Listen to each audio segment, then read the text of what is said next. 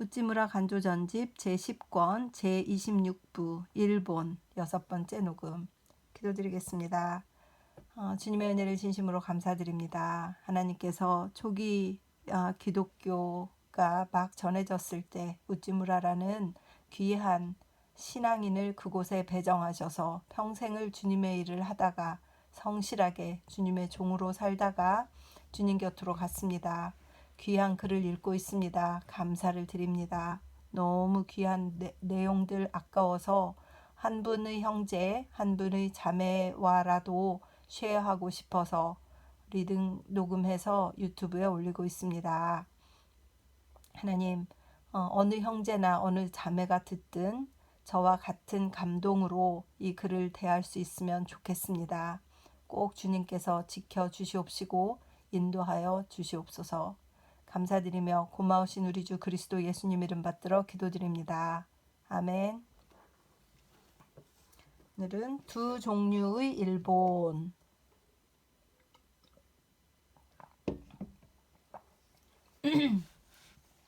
망해야 할 일본이 있다. 망하지 않을 일본이 있다. 귀족, 정치가, 군대로 대표되는 일본. 이것은 조만간 반드시 망할 수밖에 없는 일본이다. 내가 늘 예언하고 있는 일본의 멸망이란 이런 종류의 일본을 가리켜 하는 말이다. 그러나 이와 동시에 또한 망하지 않을 일본, 망해서는 안 될 일본이 있다. 부용천고의 눈과 더불어 영원히 변치 않을 일본이다. 이것은 근면, 정직한 평민의 일본이다. 천지와 더불어 무궁한 일본이란 이런 일본을 가리켜 하는 말이다. 이것은 청연주 괄호 열고 일본 땅의 별명 괄호 닫고가 태평양 밑바닥으로 가라앉기 전에는 결코 멸하지 않을 일본이다. 나는 이런 불멸의 일본에 대해서만은 충실하고자 한다. 그러나 저 일시적이고 하루살이 같은 귀족, 정치가, 뜨내기들의 일본에 대해서는 오직 분노가 있을 뿐이다. 증오가 있을 뿐이다. 1901년 11월 만조보. 우려. 기독교든 불교든 유교든 무엇이든지 좋다. 다만 이 사회의 병폐만 근절시켜 달라. 농담이 아니다. 이대로 가다가는 마침내 나라가 망하고 말 것이다. 참으로 일본을 사랑하는 사람치고 이것을 못 볼 리가 만무하다고 생각한다. 지혜와 학문이 있는 사람은 해마다 늘어가지만 믿음이 있고 신용할 수 있는 사람은 해마다 줄어만 간다. 제사나 재치 있는 문의는 쓰레기처럼 많으나 지조가 굳은 사람은 찾아보기가 힘들다. 정직한 사람의 기근을 만난 것이 바로 오늘날의 일본의 현실이다. 사람들이 진실하지 않은 데는 그저 놀랄 따름이다. 피땀을 쏟아가며 연설을 해도 연설하는 재주를 평하는 사람만 많을 뿐이지 그 정신을 깨달아 실천에 옮겨 보기로 결심하는 자는 한 사람도 보기 어렵다. 오늘날의 일본에서는 연설이 연극과 같다. 지사와 장사를 동일시하기 때문에 지사가 연단에 올라가는 것이나 장사가 씨름판에 오르는 것이나 일본의 군중에게는 마찬가지로 보인다. 사회를 개선해야 한다는 소리는 가는 곳마다 드높지만 개선된 예는 아무데도 없다. 사람들은 모두 자기 이웃의 개선만 요구하고 자기 자신의 개선에는 조금도 주의를 기울이지 않는다. 오늘날에는 사회 개선이란 다만 동포가 서로의 결점을 꼬집는 정도가 고작이다. 이대로 가다가는 사회 개선은커녕 마침내는 사회 파멸로 끝나고 말 것이다. 1901년 11월 만조보. 어쩔 수 없는 나라. 정의를 부르짖는 사람은 있다. 그러나 정의를 실천하는 사람은 없다. 만일 오늘날 일본에서 정의를 실천하는 사람이 있으면 그는 역적, 국적이란 이름을 뒤집어 쓰고 마침내 죽임을 당하고 만다.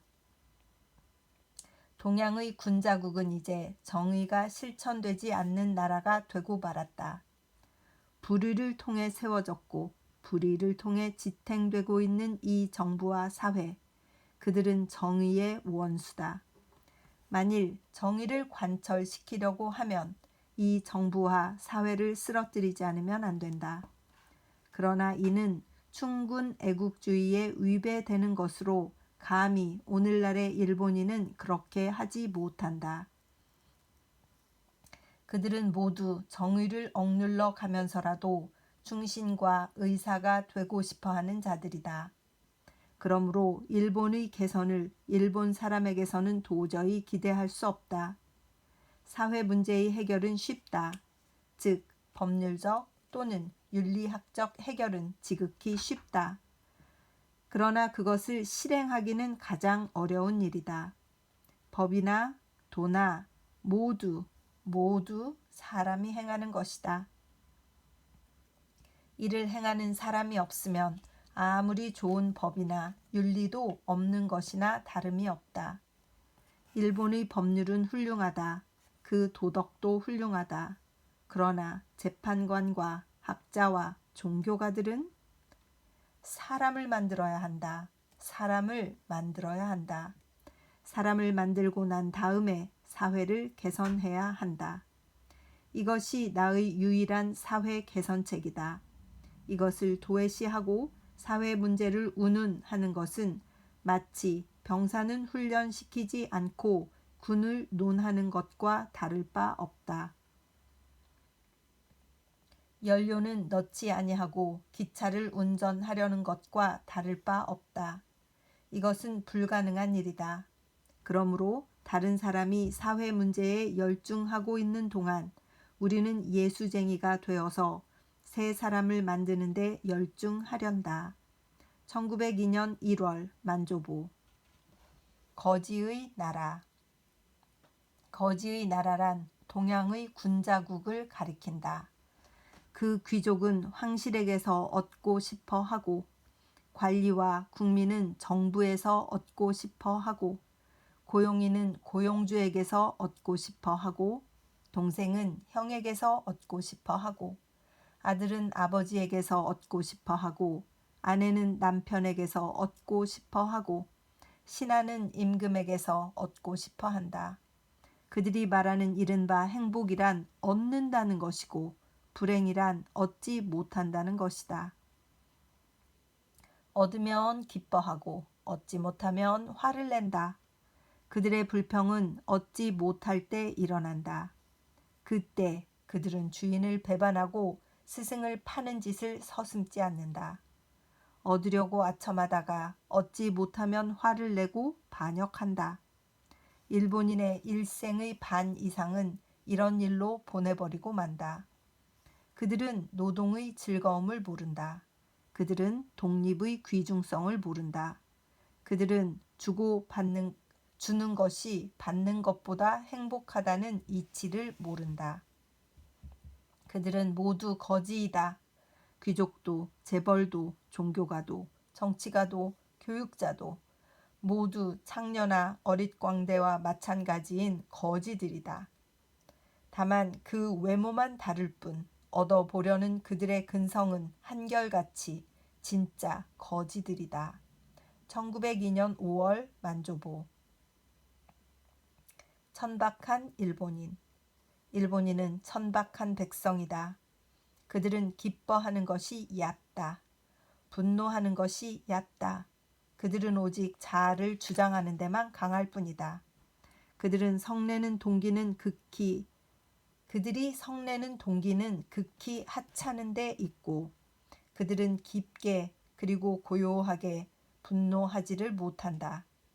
참으로 그들 중의 어떤 사람은 영원히 그리고 심원하게 분노하는 것이 얼마나 정의의 하나님다운 일인지조차도 깨닫지 못한다. 그렇기 때문에 그들의 반대는 겁이 나지 않는다. 그들이 성을 낼 때는 성난 대로 내버려 두면 된다. 전기 뱀장어가 충전을 다 방산시켜 버리면 그 다음은 무해지듯이 성낼 만큼 내어버리면 그 다음은 평온의 사람이 된다.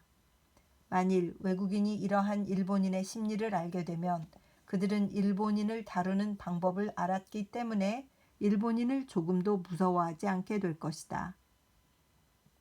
이 점에 있어서 일본의 사회주의자나 무정부주의자를 조금도 두려워할 필요가 없다. 대항하지 말고 그냥 내버려 두면 그들의 흥분은 잠시 후에 저절로 가라앉고 말 것이다. 일본인은 숫양처럼 오직 정면으로 반항할 때에만 강하다. 뒤에서 정실을 가지고 구슬릴 때에는 조종하기가 쉽다. 그러니 이야말로 개탄할 일이다. The profundis라고 해서 시면의 밑바닥에서 끓어오르는 즐거움과 슬픔과 분노가 없는 백성은 얕고 작은 백성이다. 그들 가운데서 위대하다고 할 만한 것은 아무것도 나오지 않는다. 깊은 분노가 없는 사람은 그리스도는 물론 예레미야도 단테도 밀턴도 워즈워드도 모른다. 그런데 사람을 깊게 하는 것 중에 성서의 가르침을 따를 만한 것이 없다. 이스라엘 민족이 모세와 그 밖의 예언자들로 말미암아 깊어졌던 것처럼 그들의 말을 수록한 성서가 기독교 국가의 국민을 깊이 있는 국민으로 만들었던 것이다. 구미인들에게서 이스라엘 사람의 감화를 제거해 버린다면 그들 역시 일본인처럼 천박한 백성이 되고 말 것이다. 심원한 것끼리 서로 마주친다. 시편 42편 7절라고 그들의 시인은 노래했다. 사람은 누구를 막론하고 여호와 하나님께서 깊이 있는 사람으로 변화시켜 주시기 전까지는 얕은 백성일 따름이다. 유럽의 니체와 같은 기독교에 적극 반대하는 사상가가 일어난 이유가 여기에 있다. 그들은 기독교를 통해 깊이 있는 사람이 된 다음 그 깊이를 가지고 기독교를 도리어 욕하고 비웃는다. 동양의 유교나 불교로서는 도저히 깊이 있는 인간을 만들 수가 없다. 1925년 4월 성서지 연구. 일본을 구원하는 기독교. 일본을 구원할 기독교는 일본이 낳은 또는 일본인을 통해 나타난 기독교라야 한다. 이는 마치 독일을 구원한 기독교가 루터, 멜랑히톤의 기독교이며 영국을 구원한 기독교가 녹스, 밀턴, 번연의 기독교였던 것과 같다. 이것은 기독교가 국가적인 것이기 때문이 아니다. 그 국민을 구원하기 위하여는 옛 껍질을 깨뜨리고 싹트는 그 밑바닥의 새 활력을 갖춘 것이 아니고는 안 되기 때문이다. 한층 더 새로운 진리가 아니고는 한층 더 새로운 국민이 될 수 없다. 이탈리아를 구원했던 가톨릭교가 독일을 구원할 힘은 없었듯이 미국을 구원한 프로테스탄트교라는 것도 역시 일본을 구원할 힘은 모자란다. 우리가 진리의 씨앗은 외국에서 받아올 수 있지만 우리의 마음밭에서 배양되지 아니한 진리를 가지고 우리와 우리 동포들을 구원하지는 못한다. 이것이 진리의 한 특성이며 또는 그 발현의 순서인 듯하다. 구미 여러 나라에서도 벌써 부패의 기미를 띠고 있는 기독교를 가지고 와서 이를 그대로 받아들일 것이 아니라 우리가 일본에서 이것을 부활시켜 여기에 새 생명을 불어넣은 다음에 다시 이것을 세계에 전파할 천직이 우리에게 있는 것이 아닐까. 그런데도 무엇 때문에 그들이 남긴 찌꺼기를 핥아 먹으며 그들의 교회와 청년회와 면녀회를 흉내내어 이 땅에 영국 또는 미국의 종교 그대로를 이식시키려고 하는가. 기독교는 인류의 종교지 영국인 또는 미국인의 종교가 아니다. 우리는 이를 우리의 종교로 만들어야 한다. 외국적인 종교는 우리에게 필요치 않다. 1899년 5월 도쿄 독립잡지. 일본의 큰 어려움. 일본에는 하나의 큰 어려움이 있습니다. 그것은 물자의 부족이 아닙니다. 학문의 부족으로 인한 어려움도 아닙니다. 법률이 정비가 안 되어서 어려운 것도 아닙니다. 농, 상, 공업이 부진하기 때문에 오는 어려움도 아닙니다. 그것은 좀 더 깊은 근본적인 어려움입니다.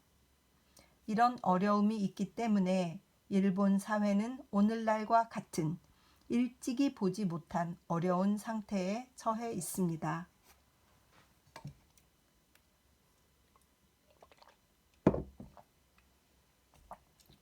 그런데도 불구하고 일본인들은 거의 전부가 이 어려움의 원인을 근본적인 데서 찾으려 하지 않고 자본의 부족만 한탄하고 도덕의 쇠퇴만 슬퍼하고 정치가 교육자들의 부패와 타락만 분노하고 있는 형편입니다. 이 사실 자체가 참으로 개탄할 만한 일입니다. 일본의 큰 어려움, 최대의 어려움이란 과연 무엇일까요? 나는 분명히 말합니다. 그것은 일본인이 기독교를 받아들이지는 않고 기독교 문명만 받아들였다는 사실입니다. 이것이 오늘날 우리나라의 모든 어려움의 근본입니다. 이런 큰 anomaly, 즉 변칙이 있기 때문에 우리 일본은 오늘날과 같은 갖가지 어려움이 튀어나오고 있는 것입니다. 기독교적 문명이란 글자 그대로 기독교에 의해서 일어난 문명입니다. 즉, 기독교 없이는 일어날 수 없었던 문명입니다. 그렇기 때문에 기독교를 모르면 이해할 수 없는 문명입니다. 그런데도 불구하고 일본인은 기독교적 문명만 받아들이고 그 근본이며 그 원인이며 그 정신이며 생명인 기독교 그 자체는 받아들이지 않았습니다. 이는 마치 남에게서 물건을 받고도 그 사람이 누구인지를 모르고 그 사람에게 감사하지 않는 것과 마찬가지입니다. 그런 도리에 어긋나고 은혜를 모르는 일본이 한없는 어려움에 부딪히고 있음은 오히려 당연한 일이라 하겠습니다. 우선 그 예를 두세 가지 들어보겠습니다. 일본인은 나날이 새로워가는 오늘날의 학술이 기독교가 가져온 선물이 아닐 뿐만 아니라 늘 기독교의 반대를 받으며 오늘날까지 이른 것이기 때문에 이를 수용하고 이를 응용함에 있어서 구태여 기독교에 의존할 필요는 없다고 말하고 있습니다. 그러나 이는 서양 역사를 조금도 모르는 사람이 하는 소리입니다. 나는 지금 여기서 대과학자 가운데 많은 사람이 기독교 신자였다는 사실에 대해서는 말하지 않겠습니다.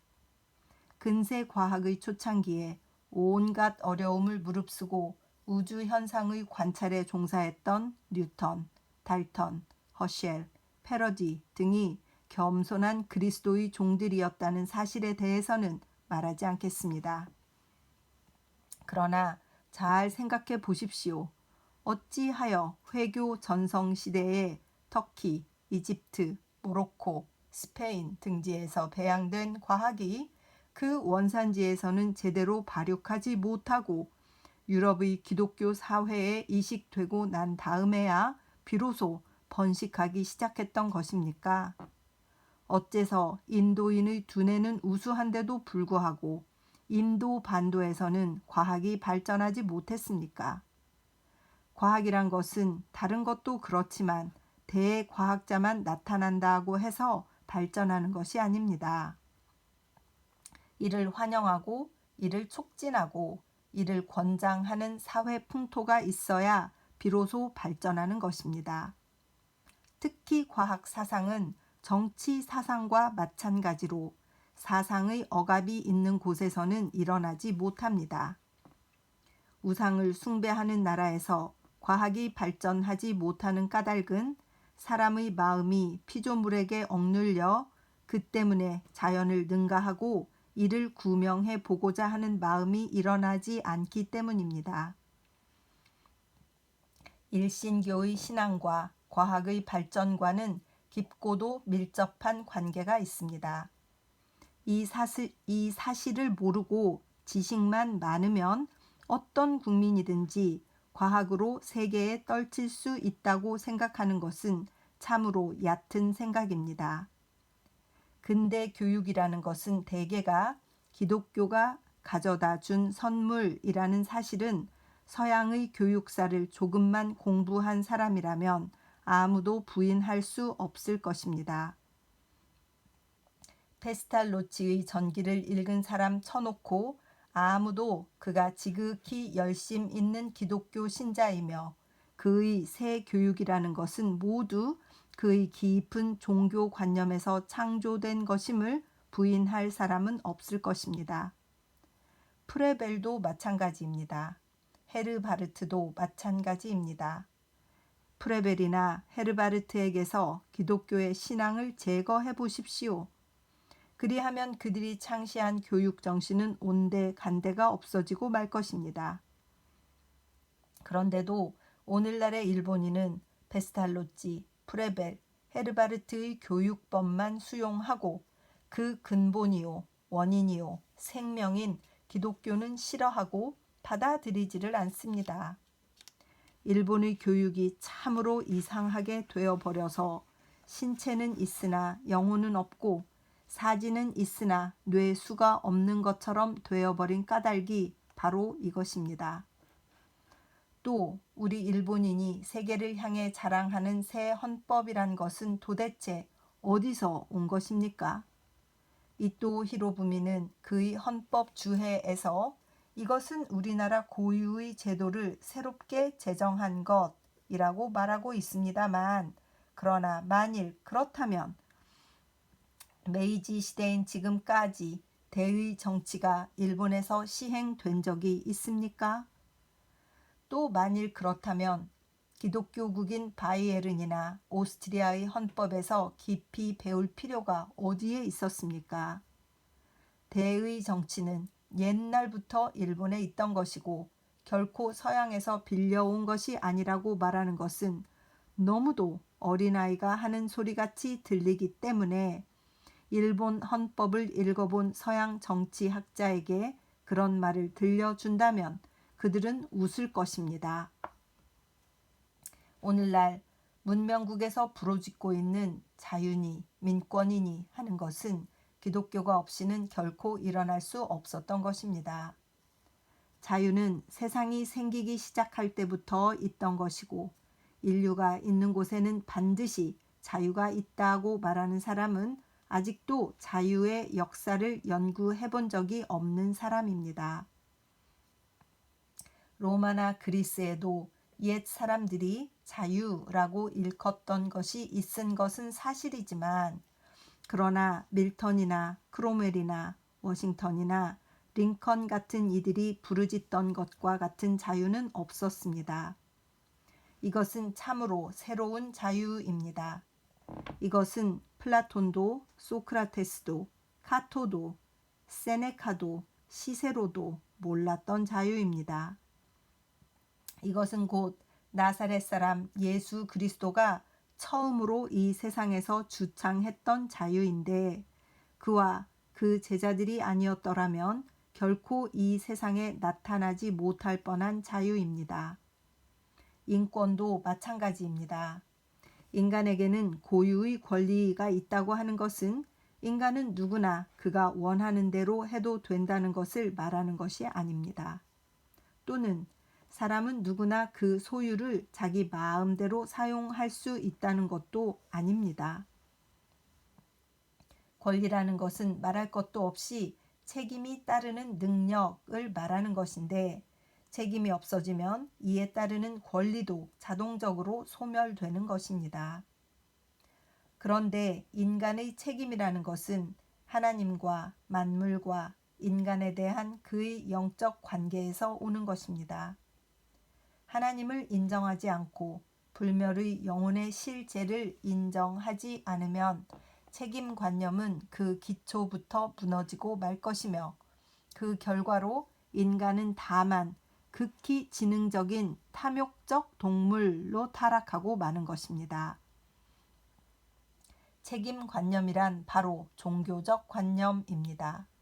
이것을 과학적으로는 설명할 수 없습니다. 이것은 또한 사회를 구성하는 데 있어 필요하기 때문에 인간이 정한 것도 아닙니다. 책임관념을 굳게 가지게 하려면 반드시 강한 종교의 힘을 빌리지 않으면 안 됩니다. 그 밖에도 회사 조직의 원리라든가 신용조합의 원칙이라든가 하는 것까지도 그 근원을 깊이 파고 들어가 보면 모두 깊은 도덕적, 종교적 원리가 그 밑에 깔려 있으며 그 밑바닥에 그런 정신이 없이는 회사도 조합도 결코 성립될 수가 없는 것입니다. 그런데도 오늘날의 일본은 어떻습니까? 일본인은 서양인을 본받아 그 헌법을 제정하고 서양인을 본받아 그 법률을 편제하고 서양인을 본받아 그 교육제도를 정해놓기는 했습니다. 그렇게 해놓고도 그들은 서양 문명의 정신이요, 근저요, 원천인 기독교는 싫어하여 우리에게는 우리나라 고유의 종교가 있는데 무엇 때문에 구태여 외국 것을 빌려올 필요가 있는가 하는 식으로 말하고 있습니다. 어떤 이는 또 학문은 서양 것을 본받고 덕은 동양 것을 취하자는 바보 같은 소리를 내뱉고 있습니다. 그러나 바보가 아무리 바보 같은 소리를 하더라도 국가는 언제까지나 바보로 있을 수는 없습니다. 자연에는 자연 법칙이라는 것이 있습니다. 일본인이 아무리 큰 민족이라 하더라도 자연 법칙을 거스를 수는 없습니다. 기독교는 자기를 받아들이지 않는다고 해서 일본인을 처벌하지는 않지만 그러나 자연의 법칙은 조금도 서슴지 않고 날카롭게 일본인의 어리석음과 무정함과 교만의 형벌을 내립니다. 이를 오늘날의 일본의 상태에서 보십시오. 서양 과학이 40년 동안 이 나라에서 연구되어 왔습니다. 그래서 의학 같은 것은 구미의 그것에 비해 손색이 없을 만큼 발달한 모양입니다. 그러나 냉정히 생각해 보십시오. 40년 동안 연구한 결과로서 일본에서 무슨 과학적인 대발견이 나왔습니까? 또 철학상으로 무슨 새 학설이 나왔습니까? 발명이라야 기껏 작은 공업상 또는 약물학상의 발명 정도에 그칠 뿐 무엇 하나 세계 과학에 공헌하고도 부끄럽지 않은 것이 나오지 않고 있지 않습니까? 그것은 도대체 무엇 때문일까요? 미국, 일본에 천재적인 과학자가 없어서일까요? 그렇지 않으면 연구비가 없어서일까요? 나는 그렇게 생각지 않습니다. 일본의 과학자나 철학자에게는 진리에 대한 사랑이 부족하기 때문입니다. 이익을 위해서 하는 과학에서 큰 발견은 나오지 않습니다. 명예를 위해서 하는 과학에 큰 진전은 없습니다. 도락을 위해서 하는 과학은 과학이라는 이름조차 붙이기에 합당치 않습니다. 진리는 모든 탐욕심을 떠나 진리 그 자체를 사랑하지 않고는 깊이 탐구할 수 없는 것입니다. 발명이라고 하면 금방 이를 경제적인 이익과 사회적인 명예와 결부시켜 생각하는 과학자에게서는 결코 큰 발명이 나오지 않습니다. 이를 코페르니쿠스에게 물어보십시오. 그들은 모두 한결같이 대답할 것입니다. 과학은 결코 장사가 아니다. 도락도 아니다. 이것은 진지한 일이다. 이에 종사하려는 사람은 엄한 주인을 섬기는 심정으로 해야 한다라고. 그런데도 일본인의 과학이란 것은 어떤 것입니까? 많은 대학생이 공학을 배우는 목적이 무엇입니까? 일본의 공업 기사처럼 천한 사람은 없다고 그들을 잘 아는 사람들은 입버릇처럼 탄식하고 있지 않습니까? 일본인의 의학이란 어떤 것입니까? 이것은 주로 병자를 고쳐주고 돈을 버는 기술이 아닙니까? 일본의 동물학과 식물학은 어떤 것입니까? 이것은 고작 학교 교사가 될 자격을 부여하는 것이 아니면 자연계의 기물을 탐색하는 도락의 일종이 아닙니까? 일본의 철학이라는 것은 어떤 것입니까? 이것은 충분 애국주의를 무리하게 철학적으로 변호하기 위한 방편이 아니면 구미 대가의 학설을 완미하기 위한 이 역시 도락 학문의 일종이 아닙니까? 일본에는 과학은 있습니다. 그러나 아직도 숨겨져 있는 진리를 발견해서 인류의 지식의 영토를 넓히고자 하는 원대한 희망을 품고 서는 과학은 일본에는 거의 없다고 해도 과언이 아닙니다. 일본의 과학은 참으로 보잘것없습니다. 그 다음은 일본의 교육입니다. 이것은 정말 세계의 구경거리입니다.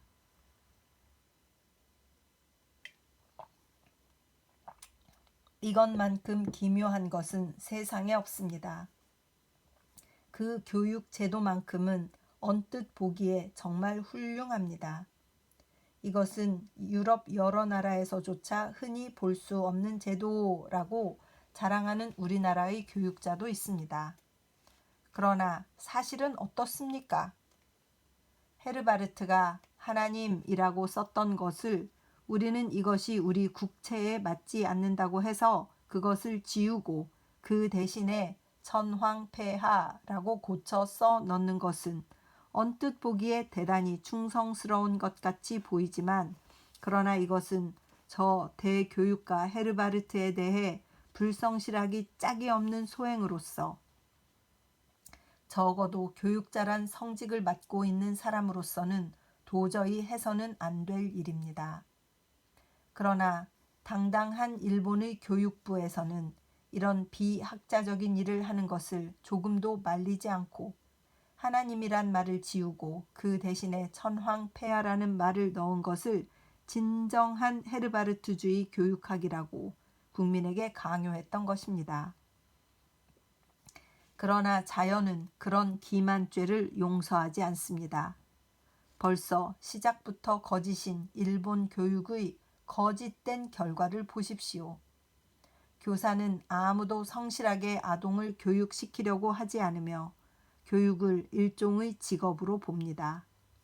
교육자가 취직을 할 때 제일 먼저 관심을 갖는 것은 봉급입니다. 해마다 3월 하순부터 4월 초순에 새 학년이 시작될 때쯤 전국의 사범학교 또는 중학교의 교장들이 교사들을 스카우트하기 위해 상경할 때는 일본의 교육계는 그대로가 일종의 시장 같은 모습을 띠는 판입니다. 무슨 현은 몇 백원이면 너무 적다든가 무슨 시는 몇 백원이면 비교적 높다든가 하는 정말 교육과는 가장 인연이 먼 사항들을 이들은 거침없이 짓거리고 있지 않습니까? 그뿐만이 아닙니다. 저 서점의 교과서 운동을 보십시오. 이른바 부패원이란 어떤 것입니까? 이것은 교장 또는 교수, 교사, 장학사들을 돈으로 또는 술과 여자로 매수하기 위하여 우리나라 서점이 고용하는 운동원의 명칭이 아닙니까? 부패원, 얼마나 무서운 이름입니까? 그는 공검으로 하여금 자신을 제어하며 박애를 민중에게 미치며 덕기를 성취하며 자진하여 공익을 넓히며 하는 천황의 칙어를 국민에게 가르치기 위하여 쓰여진 윤리 교과서를 팔아먹기 위하여 일본의 교육자의 오장육부를 부패시키기 위해 특별히 운동하는 자들입니다. 그런데 일본의 교육자들은 이런 부패 상인을 단연코 물리치느냐 하면 결코 그렇지 않습니다. 기꺼이 그들과 결탁해서 그들이 제공하는 이익을 먹고 그 서점에 이익을 주고 있지 않습니까? 이 세상에서 아동 교육이 시작된 이래 백 몇십 명이라는 교육자가 뇌물을 받은 혐의로 한꺼번에 교도소에 수감되었다고 하는 예가 어느 시대, 어느 나라에 있단 말입니까? 이것만 보더라도 일본에는 프레벨, 헤르바르트의 교육은 말할 것도 없고 교육다운 교육은 하나도 없다는 것이 증명되었습니다. 메이지 정부가 실시한 교육은 모조리 허위 교육입니다. 이것은 서양 사람이 뜨거운 기도와 깊은 연구의 결과로 얻어진 교육을 훔쳐와서 여기에 제멋대로 첨삭을 가해서 만들어낸 거짓된 교육입니다. 그런데 그 결과는 곧 이 허위의 결과가 오늘날의 이른바 교과서 사건입니다. 하나님도 없고 그리스도도 없는 기독교적 교육, 괄호 열고 오늘의 일본 교육이 바로 이런 것입니다. 괄호 닫고 의 끝장은 교육자의 수감입니다. 지사, 박사, 학사의 구속입니다. 거짓은 모든 죄악의 근원입니다.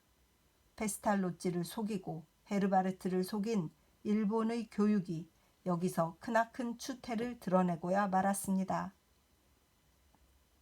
만일 이 세상에 기독교가 없더라도 자유는 시행된다고 말하는 사람이 있다면 그 사람은 오늘날의 일본 정계를 보십시오.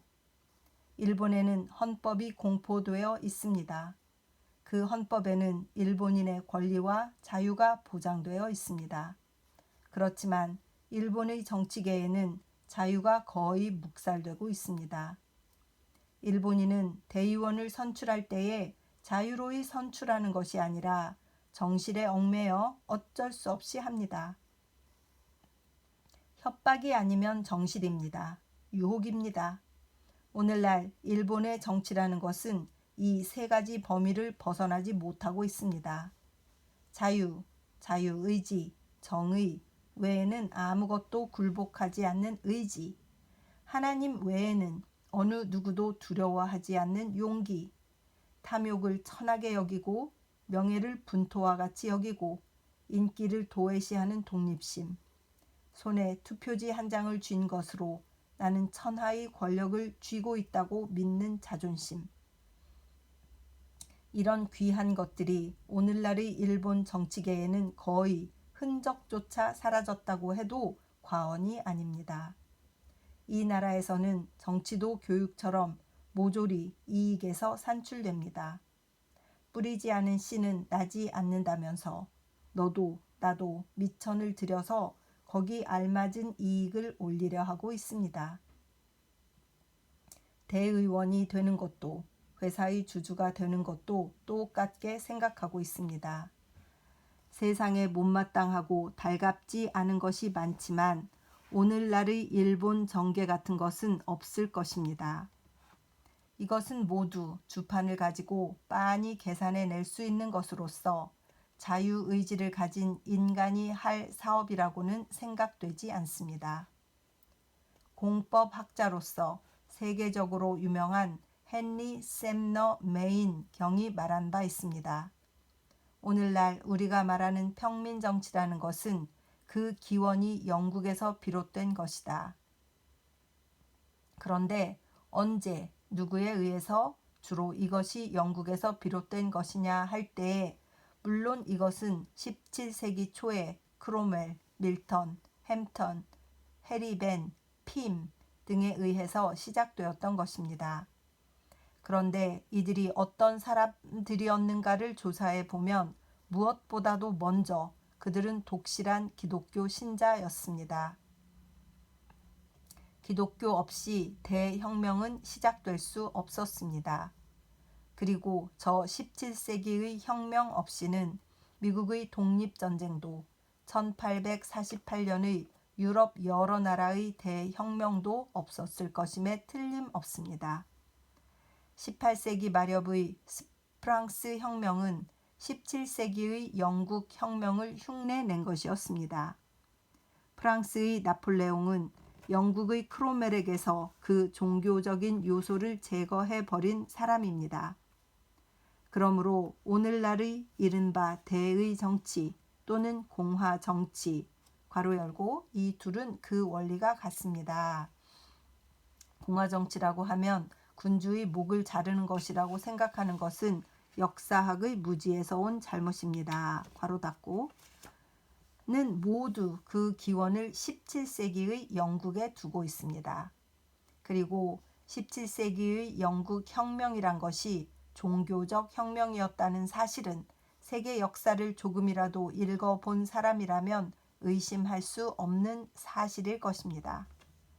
기독교가 빠진 대의 정체, 자유제도, 이것은 anomaly입니다.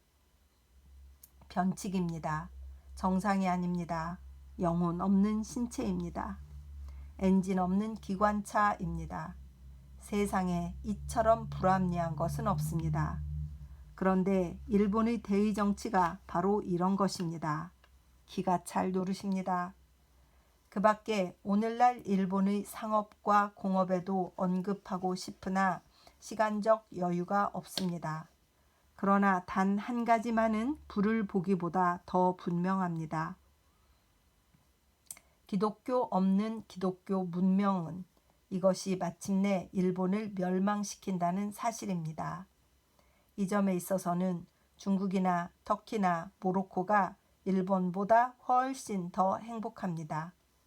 그들의 문물은 그들의 종교에 어울립니다. 그러므로 그들은 자기 모순으로 멸망될 염려는 없습니다. 그러나 일본은 그들과는 달리 그 종교는 동양적이고 문명은 서양적입니다. 이것은 큰 어려움입니다. 만일 지금 당장이라도 이 불합리를 고치지 않으면 일본은 마침내 자기 모순에 의해 멸망당하고 맙니다. 그러니까 오늘날 우리가 해야 될 일은 무엇일까요? 우리가 서양 문명을 버려야 할까요? 아닙니다. 그런 일은 결코 안 됩니다. 그러므로 지금부터라도 곧 자진해서 서양 문명의 중심인 기독교 그 자체를 받아들여야 될 뿐입니다. 이것이 일본이 취해야 할 가장 분명한 방침입니다. 이 일은 참으로 어렵습니다. 그러나 일본 청년들이 깊이 깨닫고 분연히 일어나 순정한 기독교를 우리나라에 전파하면 우리 일본의 장래는 조금도 걱정할 필요가 없습니다. 일본의 애국자들이여, 지금은 그리스도를 위해, 일본을 위해 전력을 기독교 전파에 쏟아야 할 때입니다. 1903년 3월 성서지 연구. 이렇게 해서 오늘의 리딩은 우찌무라 선생님의 그 피를 토하는 연설을 읽는 것으로 이렇게 정리가 되는 것 같습니다. 너무 쓴 소리인데 너무 바른 말이기 때문에 사람들이 듣기는 싫어해도 마음은 좋지 않은 그런 말씀이셨구나 이런 생각이 들고, 이렇게 지적을 하는 사람이 있을 때 그 사람에 대해서 좋지 않은 평이 나오는 것은 인간사의 아주 일반적인 현상이겠구나 이런 생각이 들었습니다. 그런데 제 마음에 이렇게 남는 그런 귀한 말씀은 역시 기독교를 빼고 기독교에서 발전한 문명만 받아들였을 때 오는 패단, 이것이 얼마나 큰가. 그것이 교육에서건 학문에서건 정치에서건 이 모든 것들이 이 조화가 맞지 않는 것, 그것에 대해서 다시 한번 생각하게 되는 것 같고, 우리가 한국에서도 이런 부분들이 있잖아요. 우려가 되는 부분들이 있잖아요. 사람들이 진실하지 않은 것, 사람들이 뇌물을 서로 주고받으면서 좋아하는 것, 간단한 선물이 아니라 감사의 표시로 주는 선물이 아니라 이익을 목적으로 하는 뇌물, 이것이 쉽게 벌어지고 있지 않습니까? 쉽게 벌어지기 좋은 환경에 노출되어 있는 사람들이 그것을 거절하고 이끌어 가야 하는데, 지금 한국에서도 몰래 뇌물을 주어가지고 자기들의 뭐 아파트를 짓는 사업을 윤활하게 했다든가, 그것을 해줄 수 있는 사람들에게 굉장히 큰 돈들을 주고 그들의 도움을 받았다거나 하는 문제들이 막 생기는 것을 뉴스를 통해서 듣고 있는데, 자기가 받으니까 안 받는 사람이 없을 거야 라고 생각해서 뇌물을 받지 않은 사람을 믿지를 않잖아요. 저는 그것이 참 흥미롭게 보였었어요. 예전 같으면 그냥 분노하고 말았을 거예요. 왜 이렇게 저 사람들은 의심을 하나 이렇게 생각했을 텐데, 이해가 돼요. 그들의 심리가.